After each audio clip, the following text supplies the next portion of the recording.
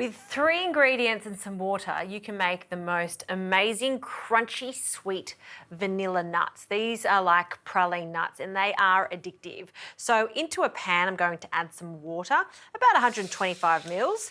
To this, I'll add some caster sugar. So essentially we're making a sugar syrup to start with.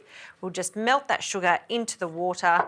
Just give that a bit of a jiggle. You can even just get a wooden spoon and mix that through. And then we'll add the vanilla. Now, when I'm boiling and cooking at high temperatures, I like to use a vanilla extract. So I'm going to add about a teaspoon. And just that 1 teaspoon will make such a difference. You really taste the vanilla throughout the nuts. Give that another jiggle. And as that starts to dissolve, we can simply add our nuts. Now, I'm just using some blanched almonds, but you could use some walnuts for this, peanuts. You can even use a mixture of nuts. So in they go.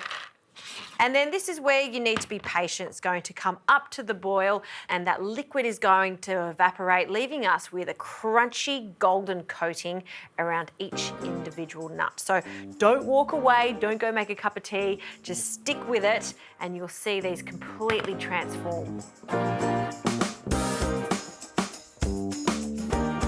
Okay, so after about 15 minutes, this is how they transform. They smell amazing. I wish you could smell this.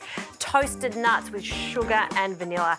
Now this is piping hot, so you want to place them into a serving bowl, whatever you like really, and let them cool down. Now they're going to be sticky and crunchy. And that right there is a beautiful thing. A few ingredients can make this addictive little snack. All of these gnarly bits, the crunchy bits, that's what makes it. And of course, that hint of vanilla just makes them extra special.